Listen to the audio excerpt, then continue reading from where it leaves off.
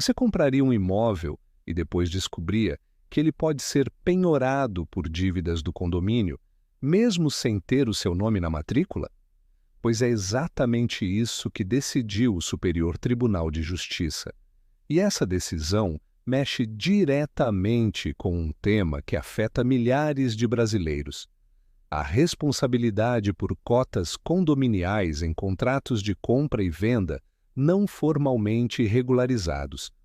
Se você é advogado, corretor de imóveis, síndico ou mesmo um comprador atento, fique comigo até o final. Essa decisão pode mudar a forma como você enxerga a segurança jurídica em negócios imobiliários.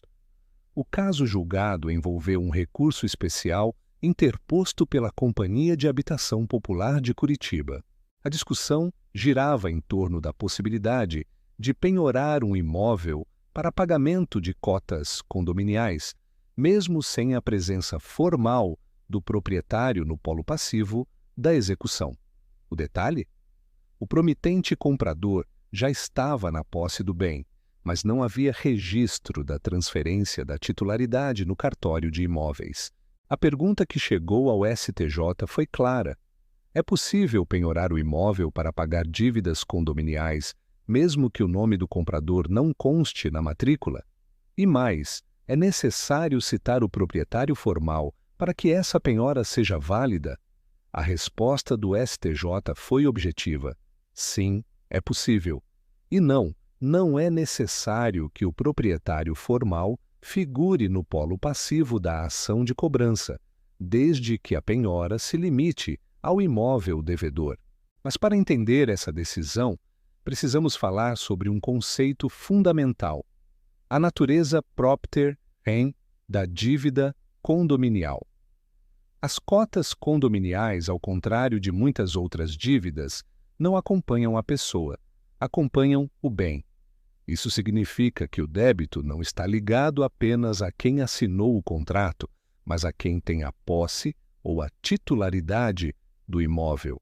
E é exatamente por isso que, conforme o artigo 1345 do Código Civil, tanto o promitente comprador quanto o promitente vendedor podem ser responsabilizados por essas obrigações.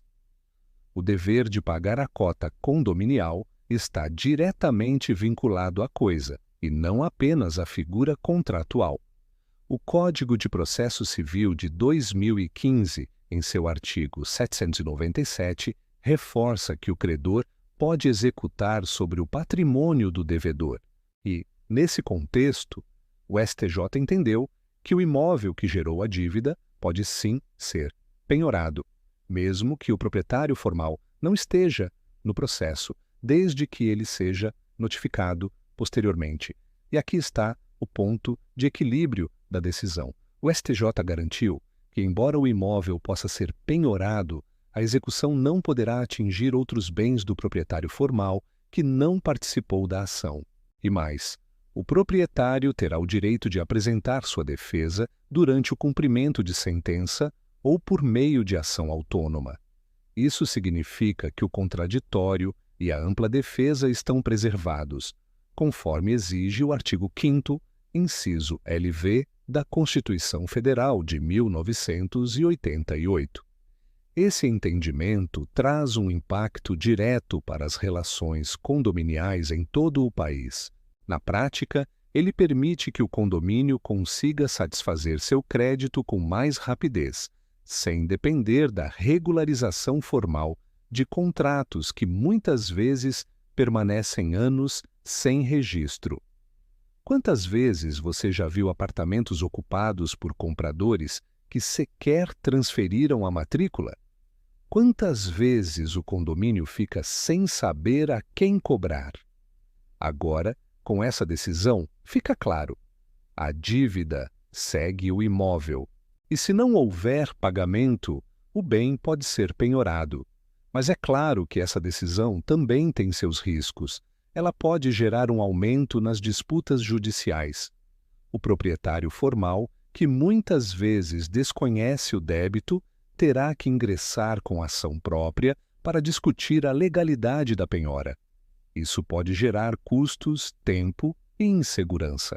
Além disso, há um ponto delicado: a ausência de notificação formal ao proprietário durante a fase de conhecimento pode parecer, para alguns, uma afronta ao devido processo legal. Esse é o tipo de decisão que busca um ponto de equilíbrio entre dois valores fundamentais: de um lado, a efetividade da execução, de outro, a proteção dos direitos fundamentais de defesa.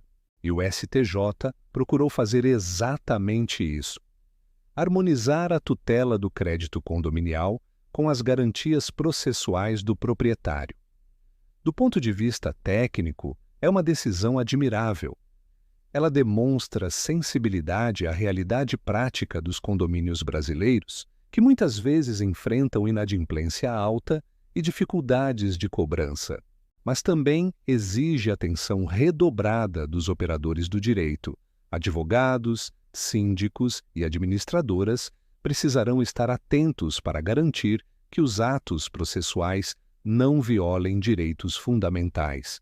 Do ponto de vista prático, a decisão do STJ fortalece a segurança jurídica nas relações condominiais, pois permite que o crédito seja cobrado com maior efetividade, mesmo em casos em que o condomínio não possui registro atualizado de quem está na posse do imóvel. Ela também evita o enriquecimento sem causa por parte do possuidor que usufrui do imóvel, mas se recusa a arcar com as despesas comuns. Ao mesmo tempo, preserva o direito de o proprietário, eventualmente prejudicado, se defender por meio de mecanismos próprios, ou seja, o equilíbrio entre as partes foi mantido. E isso é um valor essencial no Estado democrático de direito. Mas, como toda decisão paradigmática, essa também traz repercussões para o ordenamento jurídico. Ela reafirma precedentes relevantes para a jurisprudência brasileira, especialmente nos contratos de promessa de compra e venda não registrados, que continuam sendo uma fonte constante de litígio. Esse julgado também poderá inspirar outras decisões sobre obrigações propter rem, como taxas de manutenção em loteamentos fechados, obrigações ambientais e contribuições associativas. É um passo importante na uniformização da jurisprudência e na clareza das regras sobre quem paga, quando paga e como responde. Ao final, o que se percebe é um avanço no sentido de garantir que o sistema jurídico funcione, que os débitos sejam pagos e que os direitos fundamentais continuem protegidos. A decisão do STJ nos mostra que é possível ter efetividade sem arbitrariedade, rapidez sem negligência, justiça sem injustiça. E esse é o tipo de equilíbrio que o direito deve buscar todos os dias. Se você quiser consultar o acórdão completo, o link está disponível na descrição deste vídeo. E se este conteúdo foi útil para você, curta o vídeo, compartilhe com colegas e amigos e não se esqueça de se inscrever no canal. Aqui nós transformamos decisões jurídicas complexas em conhecimento acessível e relevante para a sua vida profissional. Até o próximo vídeo.